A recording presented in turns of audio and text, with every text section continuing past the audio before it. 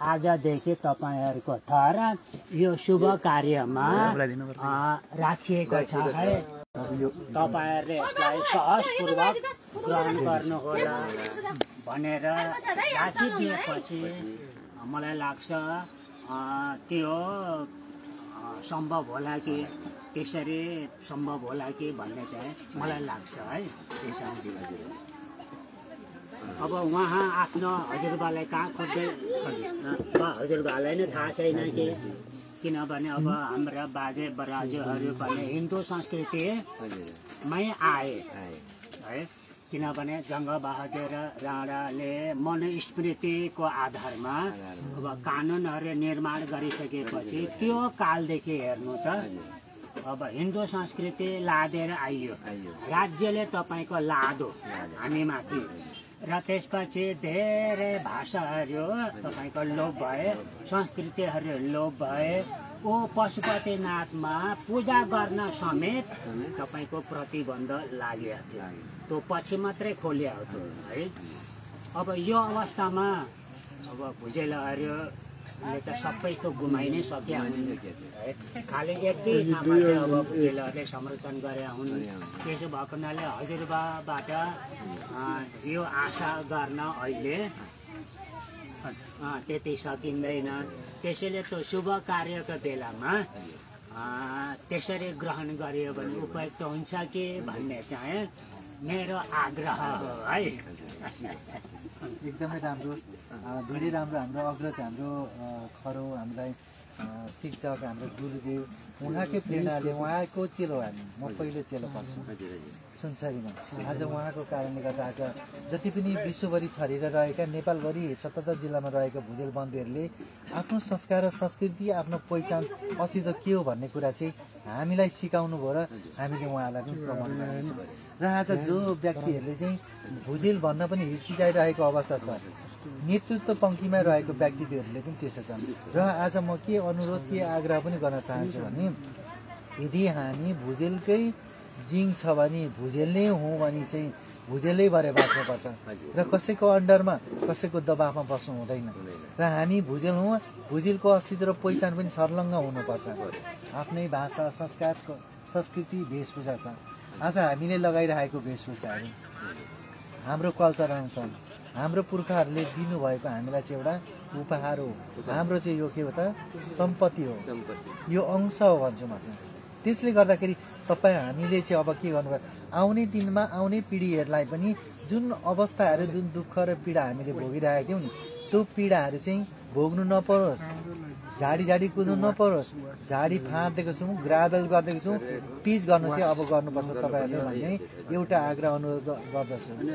सबैजना सत्तकाई सेवानु पनि भन्दै सबैजनालाई चाहिँ जतिजना हामीलाई हेरिरहनु भएको छ, सुनिरहनु भएको छ नि, सबै बन्धुहरूलाई जुनै ठाउँबाट हेरिरहनु भएको छ होला, उहाँहरू जतिका विज्ञता विशिष्ट व्यक्ति छैन होला, तर मेरो लागि म विशिष्टै छु, मेरो लागि म विज्ञ नै छु, म सिक्ने क्रममा, खोज्ने क्रममै छु। आज यही हाम्रो आदिमूल, जहाँ चाहिँ हाम्रो 2200-2400 राज्य हुनु अगावै हाम्रो राज्य हडपिसकेपछि, तहस भइसकेपछि अब युद्धको 3वटा अप्सन, कि त भाग्ने, कि त मार्ने, कि त मर्ने, कि त सिलिन्डर गर्ने हुन्थ्यो। बरु भागेर आफ्नो चाहिँ जे छ त्यसलाई संरक्षण गर्छु भनेर जुन ठाउँमा बस्नुभएको आज हाम्रो आफूहरू हुनुहुन्छ। आज भाषा र संस्कार संस्कृति जोगाइदिएकोले गर्दाखेरि आज हामी यो गर्व छ, छाती फुलाएर यो वेशभूषामा हामीले र हाम्रो भुजेल बोल्न सक्ने भएको छौँ। यदि हामी चाहिँ त्यसमा सिलिन्डर गरिदिएको भए हामी त्यही ठाउँमै हुन्थ्यौँ। आजसम्म हामी उक्सिन सक्दैन थियौँ, बाँच्न सक्दैन थियौँ। आज भनेपछि हामी सबैजनाले जुन गुरुले दिनुभएको उपदेश अर्थ छ त्यसलाई शिरोधार गरेर हामीले अगाडि बढ्ने नै छौँ, हामी सकार्य गरेर जाने नै छौँ।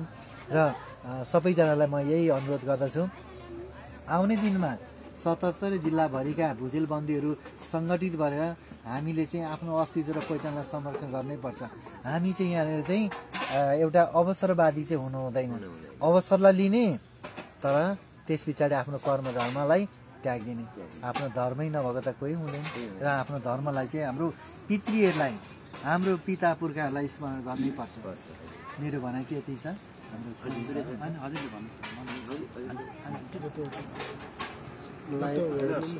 हाम्रो सप्तकाई सेवानु हाम्रो बालकुमार सरले फोरो बालकुमारजीले भनेको कुराहरूलाई फेरि म दोहोऱ्याउन चाहिनँ। उहाँले भनेको यथार्थ छ र अहिले हाम्रो धर्म संस्कार संस्कृति हामीले नगरे कसले गर्ने अहिले नगरे कहिले गर्ने होइन भन्ने कुरालाई हामीले चाहिने। अब हामी युवाहरूले नगरे अब कसले गर्छ त, हामीबाटै सुरु गरौँ भनेर हामी आजसम्म यसमा लागिरहेका छौँ र अब पनि यसलाई अगाडि लैजानलाई अब सबैको साथ सहयोग लिँदै एउटा अलिकति एउटै खालको एउटै एकरूपता खालको एउटा धर्म संस्कार संस्कृतिलाई आफ्नोपनको धर्म संस्कृति संस्कृतिलाई अगाडि बढाउँ भनेर हामी लागिरहेका छौँ। सप्तकाई सेवानु भन्न चाहन्छु अनि कृतज्ञता। धन्यवाद। सप्तकाई सेवानु यो विषयलाई अब कतिपल्ट दोहोऱ्याउँ त नदोहोऱ्याउँ। अब जस्तै बालकुमार सर गुरुले भनिसक्नु भएको छ, अब यो विषयलाई चाहिँ हामीले म आफ्नो व्यक्तिगत हिसाबले हेर्दा अब हामी चाहिँ 50-52 सालबाट नै हामीले भुजेल समाज केन्द्रीय समिति गठन गरियो।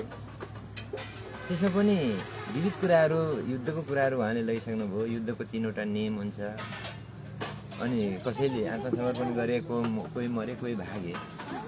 अनि त्यो विषयमा अब मर्नेहरू मरिसक्यो, बाँच्नेहरू आत्मसमर्पण गरेर बाँचे, भाग्नेहरूले आफ्नो संस्कार संस्कृति बचाए।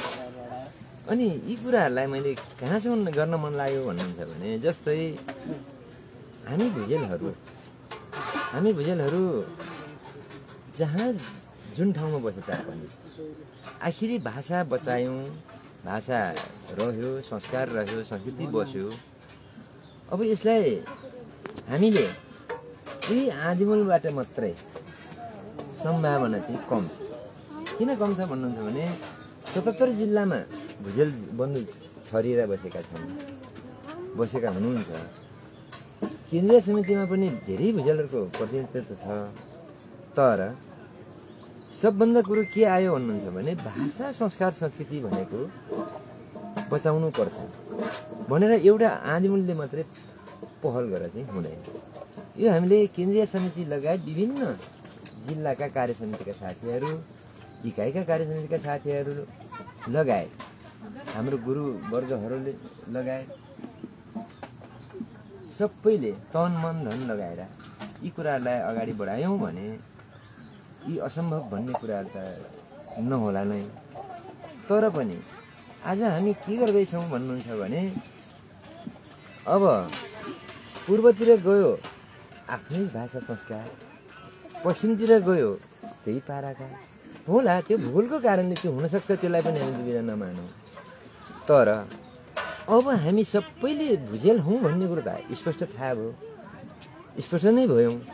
यी भुजेल हुनुको कारण के हो त? भुजेल जहाँ बस्यो त्यही पाराले गर्नुपर्छ भन्ने त लेखिएको छैन। मेरो उसमा चाहिँ व्यक्तिगत विचार चाहिँ के हो भन्नुहुन्छ भने, अब जहाँ जहाँ जसले जे गर्दा पनि अब चाहिँ हामी एकरूपता ल्याउने विचार चाहिँ मैले केन्द्रदेखि लिएर नै ल चाहिँ एकरूपता ल्याउनुपर्छ साथी हो। यो एकरूपता ल्याउनको लागि हामीले विभिन्न ठाउँमा बसेर हुँदैन, हामी एक ठाउँ बस्नुपर्छ। एक ठाउँ बसिसकेपछि एउटा निर्णय गर्नुपर्छ भनेर मैले केन्द्रीय समितिसँग पनि यो आग्रह गरेको छु। केन्द्रीय समितिले पनि यो कुराहरू सहज तरिकाले नै स्वीकार्नु भएको छ। अब यसलाई हेरौँ, तपाईँ हामीमा भुजेल हौँ र भुजेल जातिभित्र एकरूपता हुनुपर्छ। र हाम्रो लक्ष्मण गुरुले एउटा कुरो राख्नुभयो, एकदमै सान्दर्भिक कुरो हो। लक्ष्मण गुरुले हामीले 64वटा थरहरू हामीसँग छ। त्यो थरहरू मध्येमा 2-4 थरहरू मात्रै प्रयोगमा आइरहेको अवस्था देखिन्छ।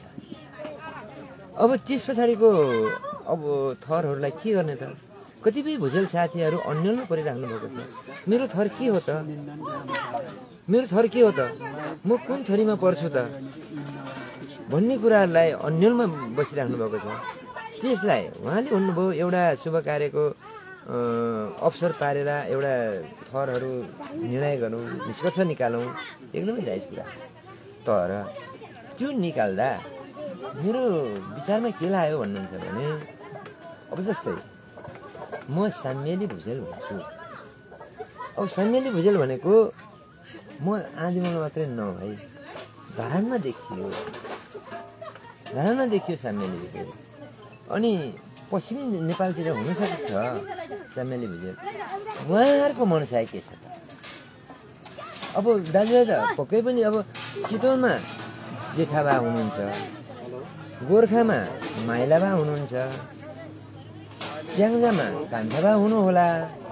उहाँहरूको त एउटा थर त भन्नु पर्यो।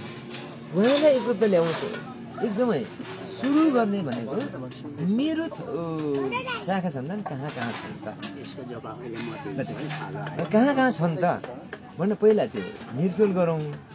त्यस पछाडि हजुरले भन्नुभएको कुरो ठिक हो, हाम्रो पूजारामले अर्थात् गुरुले एउटा निर्णय गर्दा नराम्रो कुरा हुँदैन।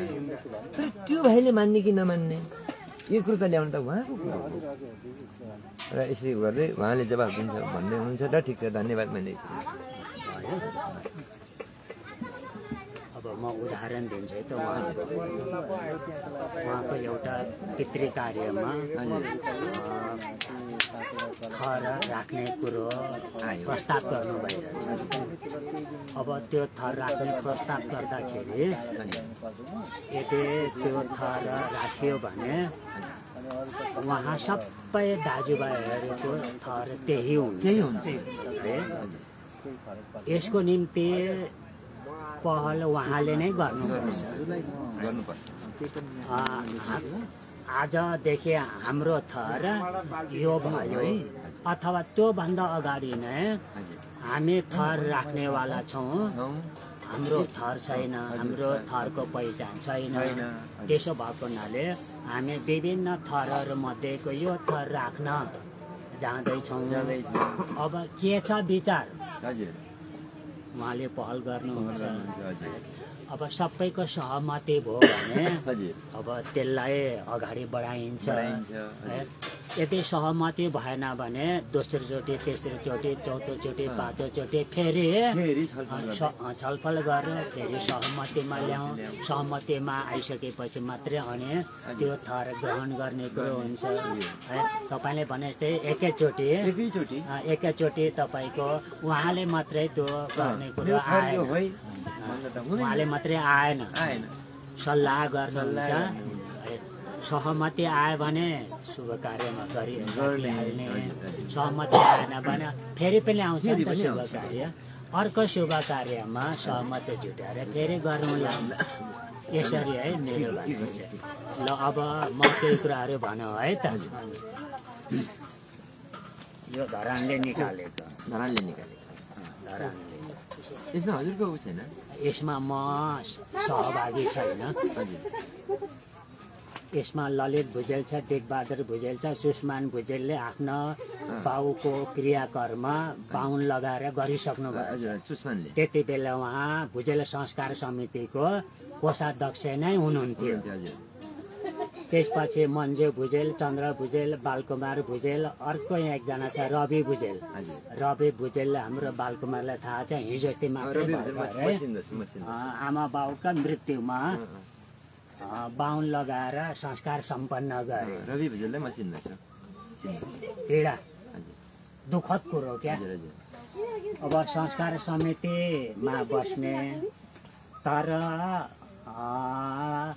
संस्कार समितिको मर्यादालाई पालन नगर्ने है। अब बाहुन लगाएपछि अध्यक्ष पनि हुनु, सुनसरी जिल्लाको अध्यक्ष पनि हुन्।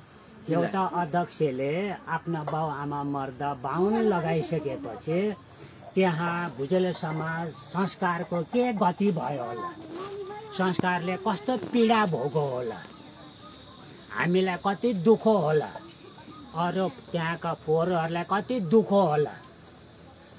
जसले संस्कार गरिरहेका छन् ती संस्कार गर्ने भुजेल घरती बन्धुहरूलाई कति दुःख होला त्यो त भोग्नेलाई मात्रै थाहा छ।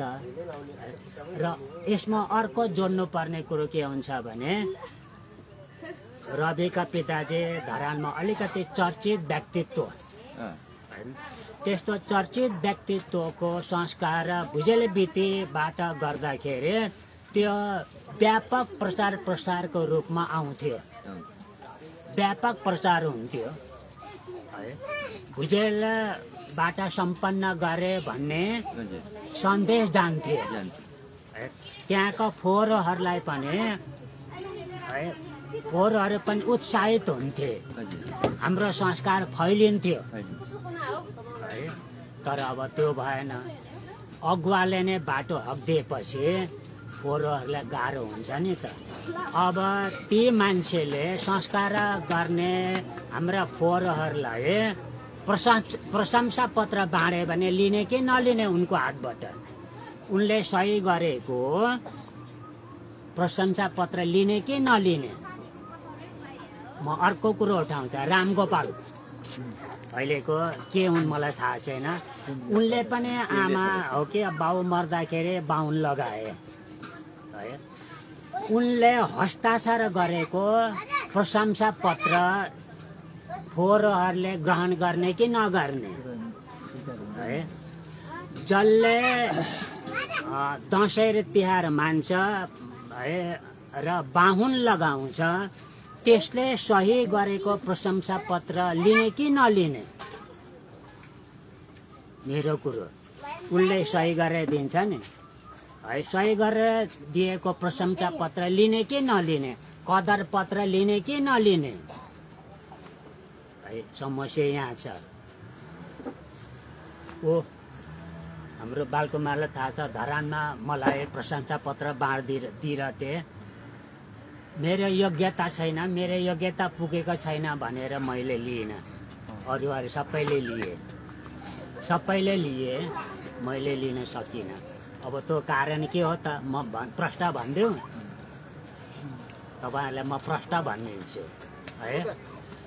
मैले धादिङको एकजना जिल्ला अध्यक्षलाई फोन गरिरहेको थिएँ, त्यसको मैले ब्याकग्राउन्ड के भन्छन् नि पृष्ठ अलिकति कोट्याउन खोजेको। उनलाई फोन गरेको थिएँ, तपाईँकोमा भुजेल संस्कार अपनाउनु गर्नु भएको छ कि छैन है, त्यहाँ के छ अब चलन, जन्म विवाह मृत्यु कसरी सम्पन्न गर्नुहुन्छ भनेर सोधिरहेको थिएँ। उनले भने धादिङभरि भुजेल लगाउने चलन सुरु भएको छैन। अब यसको अर्थ बुझ्नुहुन्छ नि, यसको अर्थ बुझ्नुभयो।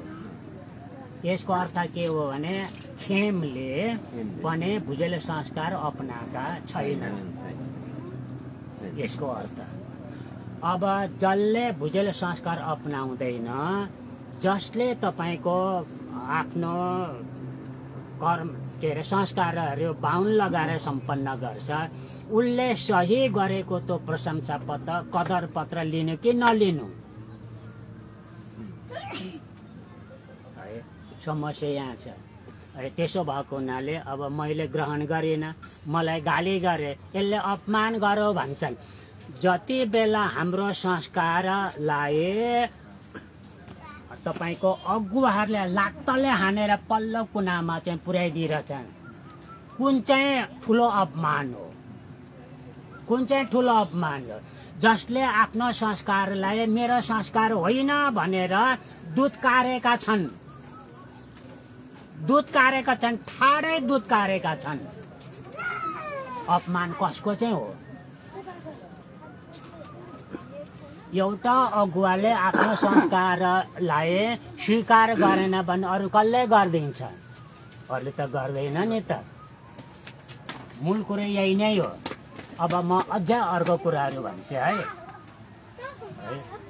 अर्को कुराहरू म भन्छु। अब हामी हिन्दू हौँ कि आदिवासी जनजाति हौँ वा मूलवासी हौँ, यसलाई छुट्याउने बेला आइसक्यो हेर्नुहोस् है। यहाँनिर तपाईँको चाहिँ यस्तो छ लेखिहालिएको छ। मैले पनि सुरु नजान्दाखेरि जति गल्ती गरिन्छ माफी पाइन्छ नजानिकन गरेकोलाई, तर जानी जानी गरेको गल्तीले माफी पाइँदैन। यो त हिन्दू पुरोहितहरूले मात्रै यसो गर्छन्, हिन्दू पुरोहितहरूले मात्रै। मैले सधैँ भन्ने के गरेको छ ऊ त्यो मेरो यो मैले अघि त्यहाँ भुजेल खोज्दै हिँड्दा छ, त्यहाँ भुजेलको संस्कार विधि कस्तो हुन्छ भनेर मैले एक ठाउँमा त्यहाँ कोड लेखिदिएको छ। हाम्रो सादा हुन्छ, सरल हुन्छ, सहज हुन्छ, त्यहाँ झिलिमिली हुँदैन, त्यहाँ झकी झकाप हुँदैन, त्यहाँ टप्परै टप्परा टप्परै टप्परा हुँदैन, त्यहाँ हिन्दूहरूको गन्ध आउनु हुँदैन, हिन्दूहरूको गन्ध आउनु हुँदैन, त्यहाँ ब्राह्मणहरूको गन्ध आउनु हुँदैन, त्यो पुण्य कमाउने हुनु हुँदैन, त्यहाँ तपाईँ कमाउने हुनु हुँदैन भन्ने मेरो आशय हो। अब यसलाई कसैले स्वीकार गर्दैन भने त म के भन्नु है। त्यसैले त तपाईँको ज्ञानेन्द्र शाही जस्ता सांसदहरूले 81% नेपालमै हिन्दूहरू छन् भन्छ। त्यसैले हिन्दू विद्वानहरू जस्तो महात्मा भन्छन्, यहाँ महात्मा पण्डितजी भन्छन्, उनीहरू के भन्छन् इस्लाम र यीशुख्रिस्ट बाहेक सबै हिन्दू भनेर भन्छन्। तपाईले स्वीकार्य छ, हामीलाई स्वीकार्य छ। र यदि यसो भनिसकेपछि हामीले पनि त्यही अनुसारको आचरण गर्यौं भने उसले भनेको कुरो र हामीले गरेको कुरोमा त ठ्याक्कै मेल खान्छ। हामी पनि त्यसै अनुसार गइरहेका हुन्छन्, हामीले पनि त्यसैलाई प्रवर्धन गरिरहेका हुन्छौं नि त। मेरो विरोध यही नै हो। अर्को कुरो हाम्रो कर्मकाण्डीय हुँदैन, हाम्रा गतिविधिहरू हाम्रा संस्कारहरू कर्मकाण्डीय हुँदैन। जति साना ती कर्मकाण्डीय विहीन हुन्छ। हामीले यो मुद्दुम पढेका छौं कि छैनौं? कसैले पढ्नु भएको छ? के गर्नु? हामीले ऋग्वेद पढेका छौं? पढेका छैन। हामीले पुराणहरू पढेका छौं? पढेका छैन। हामीले सप्तशती चण्डी पढेका छौं? छैन। हामीले मनुस्मृति पढेका छौं? छैन। महाभारत पढेका छौं? पढेका छैन। हामीले रामायण पढेका होला? छैन। है यस्तो छ। अनि त्यसो भएको हुनाले मेरो आशय मात्र के हो भने हामी आदिवासी जनजाति अनुसार गरौं, अरूले नगरून्, यसमा मेरो विरोध होइन। साधारण भुजेलहरूले गर्दैनन् है, मेरो विरोध छैन। अब नेताहरू गर्दैनन् भने साधारणलाई कसरी दोष दिनु? नेताहरूले गर्दैनन् भने हामी साधारण भुजेलहरूलाई कसरी गाली तैँले किन गरिनस् भनेर हामीले उसलाई थोपर्नु? त्यो त सकिन। नेताहरू गर्दैनन् है। मेरो मूल कुरो यही नै हो। अगुवाले थालुन्, अगुवाले गरिदिउन् र हाम्रा हरेक शब्दहरू, हाम्रा हरेक बोलीहरू है महात्माहरूले, हिन्दू ब्राह्मणहरूले भने जस्तो नहोस्।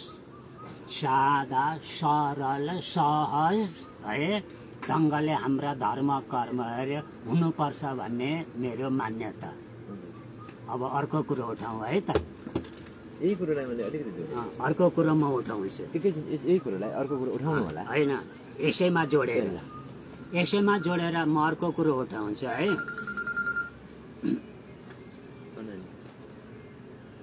दसैँ तिहार आदिवासी जनजातिको होइन, मूलवासीको दसैँ तिहार होइन। दसैँ तिहार केसँग सम्बन्धित छ? हिन्दूहरूको पुराण कथाहरूमा आधारित छ। कथाहरूमा आधारित छ। त्यो कथाको पात्रलाई है देवत्वकरण गरिएको छ। त्यो कथाका जुन घटना र परिघटनाहरू छन् त्यसलाई धार्मिक रूप दिइएको छ, आस्थाको रूप दिइएको छ, पूजा गर्ने माध्यम बनाइएको छ, शिर यसरी निहुराउनु पर्ने माध्यम बनाइएको छ। किन शासक उनीहरू नै छन् नि त, डन्ठा उनीहरूकै हातमा छ, राज्य सत्ता उनीहरूकै हातमा छ। त्यसो भएको हुनाले यो वर्चस्वशाली छ, भाषा पनि वर्चस्वशाली छ, संस्कृति पनि उनीहरूकै वर्चस्वशाली छ। उनीहरूले पेलेका पेलै छन्। यदि हामी जागरुक हुने हो भने, हामी आफूलाई फोहोरो भन्छौँ भने, आफूलाई मूलवासी र आदिवासी जनजाति भन्छौँ भने, यति हुँदा हुँदै पनि हामी दसैँ र तिहारलाई क्रमशः बहिष्कार गर्दै जाउँ र त्यसपछि आफ्नो संस्कृतिलाई सम्वर्धन गरौँ। आफ्नो संस्कृतिबाट नै दसैँभन्दा राम्रो चाडपर्व मनाउँ। दसैँभन्दा राम्रो चाडपर्व हाम्रोमा छैन रेशमजी, हाम्रोमा छैन हो। हाम्रोलाई चाहिँ हिन्दूहरूको दसैँ तिहार भन्दा राम्रो बनाऊ, त्यसलाई नै आकर्षक बनाऊ, त्यसलाई नै जीवन पद्धति बनाऊ। हामीले जीवन पद्धति बनाएका छौँ। हामीले हाम्रो संस्कृतिलाई जीवन पद्धति बनाउन सकेनौँ नि त, जीवन पद्धति बनाउन सकेन। ओ श्यामजी, अब उहाँ परिवर्तन हुन सक्नुहुन्न। धरानकै केही साथीभाइहरू परिवर्तन हुन सक्दैनन् है। जीवन पद्धति बनाऊ, आफ्नोलाई प्रोत्साहित गरौँ, आफ्नोलाई चाहिँ राम्रो देखौँ, आफ्नै स्वास्नीलाई चाहिँ राम्रो देखौँ। 32 लक्षणले युक्त भएका राम्रे सुन्दर चटक्क परेके गोरे भनेर हेरौँ, अनि पो राम्रो हुन्छ। अर्काका स्वास्नी राम्रे, अर्काकै छोरी राम्रे भनेर हुन्छ? हुँदैन। आफ्नो संस्कृतिलाई फुलको आँखाले हेरौँ। मेरो कुरो त्यति मात्र, फुलको आँखाले हेरौँ। यो राम्रो देखिन्छ, यसैलाई जीवन पद्धति बनाऊ है। र हाम्रो संस्कार जे छ त्यसै अनुसार साधारणबाट आशा नगरौँ, कम्तीमा पनि सङ्गठित भएका पूर्व मेचेदेखि पश्चिम महाकालीसम्म जो भुजेलहरू सङ्गठित भएका छ, उनीहरूले जीवन पद्धति बनाउन्। तपाईँको 2-4 हजार त हुन्छौँ हामी, 2-4 हजारले यसलाई जीवन पद्धति बनाउन सके भने त 2-4 हजारबाट अरे 2-4 हजार क्रमशः छुँदै जान्छ, प्रभाव पर्दै जान्छ। यसरी संस्कृति फैलिन्छ नि त। हामी त्यो गर्दैनौँ नि त। लोकबहादुरले, म अर्को एउटा घटना सुनाउँछु तपाईँलाई, रोचक घटना छ। लोकबहादुरले हुन त अब नाम यहाँ कार्यको ठहर छ, तर त्यो नामभन्दा पनि त्यो संस्कृतिप्रतिको चाहिँ यहाँ उजागर गर्न खोजिएको। उनले आमा बाउ मर्दाखेरि बाहुन लगाए, सबैले थाहा छ बाहुन लगाएकै हुन्।